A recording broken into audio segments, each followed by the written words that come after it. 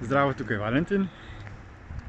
Danes bom govoril o nekem filmu, ki sem se ga ogledal in bi vam ga tudi ostalim rad priporočil v ogled. Imenuje se The Shack oziroma po slovensko Koliba. In ta film je tudi možno si pogledati na YouTubu. Je objavljen na enem kanalu in ima celo vgrajene slovenske podnapise. Povezavo do tega videa bom tudi nalepil v opis tega posnetka, tako da si lahko to pogledate. In ta vlog bo v bistvu spoiler, torej bom malo pokvaril vsebino za tiste, ki ta film še niste gledali. Zato, če želite si najprej film pogledati in biti presenečeni z vsebino, si ga najprej oglejte in potem pridite nazaj obiskati ta moj vlog in si ga predvajajte, da boste poslušali, kako jaz vidim to vsebino tega filma, kakšna je moja recenzija. Pa naj najprej povem, kako sem sploh prišel do tega filma, kako sem ga odkril. Smo januarja 2022 in zadnji 2 leti sodelujem pri mednarodnem gibanju Life Force oziroma Življenjska sila. To je trenutno največje, najbolj izrazito in uspešno svetovno gibanje, ki izboljšuje razmere na tem svetu in ustvarjamo novo ljudsko samoupravo po vseh državah na tem svetu, da se zaustavi tiranija, prisila in uničevanja zdravja in življenja ljudi, ter da se vzpostavi družbo, ker bomo vsi živeli v harmoniji, sožitju in izobilju. V okviru tega mednarodnega gibanja se po vseh državah sveta ustanavljajo zakoniti zbori, po angleško se temu reče The Jure Assemblies, ki bomo pravnomočni organi. Več o tem si lahko pogledate na spletni strani zbor.si. Sedaj pa se bom posvetil filmu The Shack oziroma Koliba. Torej, gre za nekako krščansko obarvan film. Govori o družini, ki so verni kristjani, hodijo v cerkev. Starša imata 3 otroke. In potem se zgodi, da najmlajšo hčerko neki moški ugrabi in jo potem ubije. Posledica tega je, da ta oče hčerke zapade v hudo jezo in depresijo, kar se potem pokaže v obliki poslabšanja družinskih odnosov. No, potem pa ta oče nekega zimskega dne, ko je vse zasneženo, dobi v nabiralnik pismo, ki ga je podpisal Bog. In v tem pismu Bog vabi tega očeta, da naj obišče Kolibo, v kateri je policija odkrila okrvavljeno obleko hčerke, kajti trupla dejansko niso odkrili, da potem nekako pride do določenih spoznanj. In res ta oče potem se z avto odpelje v gozd, kjer je bila ta Koliba, v kateri naj bi živel ugrabitelj in morilec njegove hčerke. Potem pa tam na tleh zaspi v Kolibi in v teh sanjah dobi določeno vizijo. V tej viziji sreča več aspektov Boga, En aspekt je iluzija in jo igra neka temnopolta ženska. Torej, te aspekti se v filmu pojavijo kot ljudje in ga vodijo skozi določeno spoznanje. In ta spoznanja so seveda zelo pomembna za sedanje obdobje, ko je veliko nasilja po svetu, ko nas silijo z raznimi odloki in ko imajo mnogi ljudje zamere in bi najraje te ljudi, ki te odloke zatiralske, posiljevalske pišejo, kaznovali, mogoče celo ubili, podobno kot si je ta oče hčerke želel smrti za tega njenega morilca. No, in ta film je zelo tako poučen, ker razlaga sploh vzroke za zlo na tem svetu in kako, če samo kaznujemo zločince, potem tudi mi postanemo zločinci, zato ker vsako nasilno dejanje, ki ga izvedemo do nekoga, se samo nadaljuje. Ker vsakega, ki z nasilnim dejanjem prizadenemo, postane žrtev, podobno kot smo bili mi na začetku žrtev nekega nasilnega dejanja nekoga drugega. In vsak se potem sprašuje, če je Bog ljubezen, da ima Bog vse ljudi rad, ker smo mi njegovi bratje in sestre, zakaj potem dopušča trpljenje?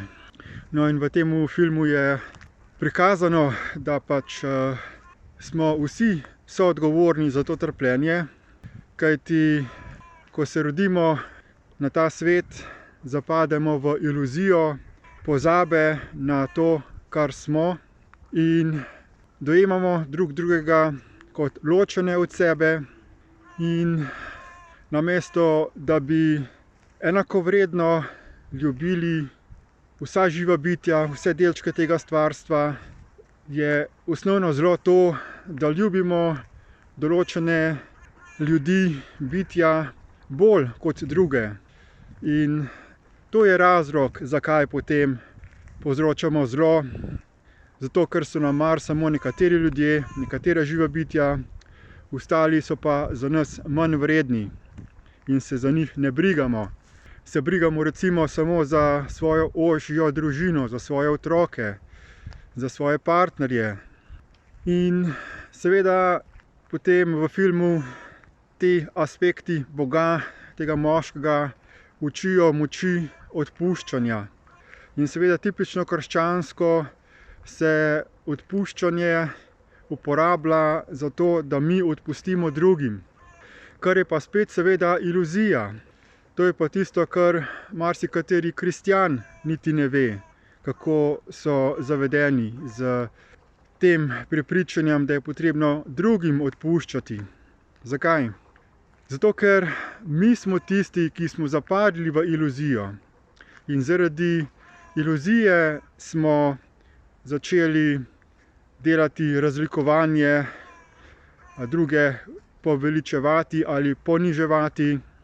In zaradi te naše odločitve, ker smo se odločili za vstop v iluzijo, da smo postali zaslepljeni, to je naša odgovornost. In v osnovi je možno samo odpuščanje samemu sebi.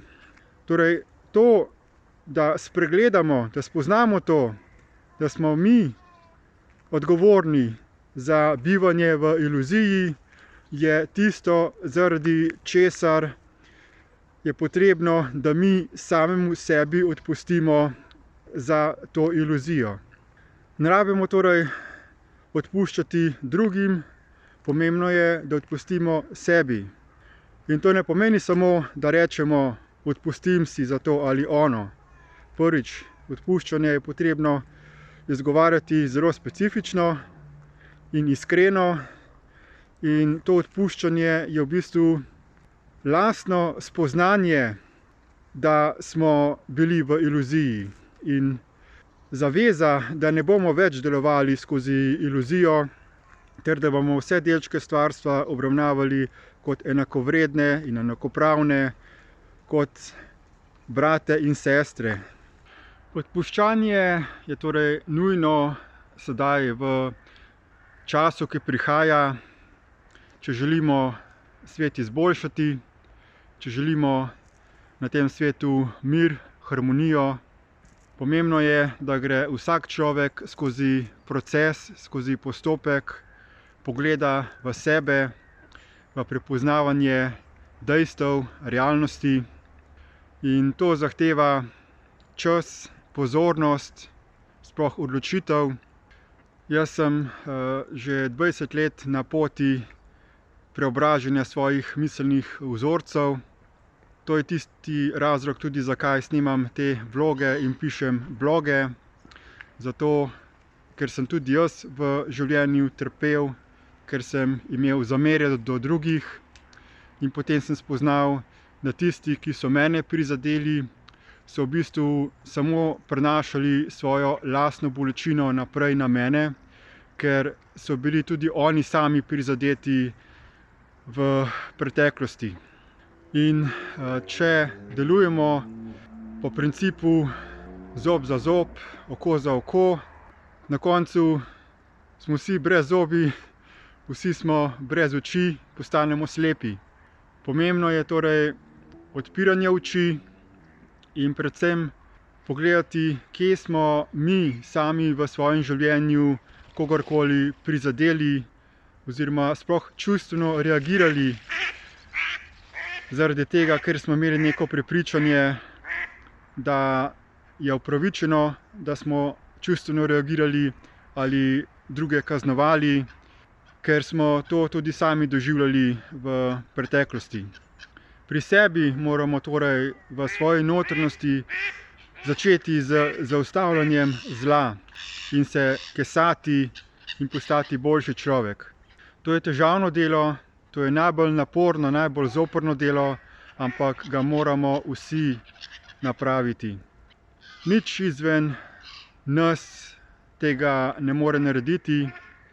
Nobena zunanja sprememba ne bo izboljšala naše družbe, če ne bomo mi sami sebe izboljšali in začeli druge učiti, kako je možno biti boljši človek z lastnim zgledom. Na voljo je tudi odličen spletni tečaj, ki človeku pomaga, da začne gledati v sebe, da dela analizo svojih miselnih in vedenjskih vzorcev. Imenuje se DIP Light oziroma Destiny I Process Light. In tudi za ta tečaj bom navedel povezavo v opisu tega videoposnetka. Za tiste, ki želite še več informacij ali ki ne boste zmogli najti tega tečaja, me pa lahko kontaktirate na spletnih socialnih omrežjih. Najdete me pod ime Valentin Rozman. Sem na Facebooku, na Miviju, na VK-ju, na Telegramu. Torej, kontaktirajte me in vabim vas tudi, da vi postanete del mednarodnega gibanja Lifeforce ter da se aktivno priključite k aktivnostim Zakonitega zbora Slovenije, da tukaj na lokalnem nivoju začnemo razvijati ljudsko samoupravo, ki bo razvijala načrte miru in obnove tega sveta. Hvala za posluh in nasvidenje.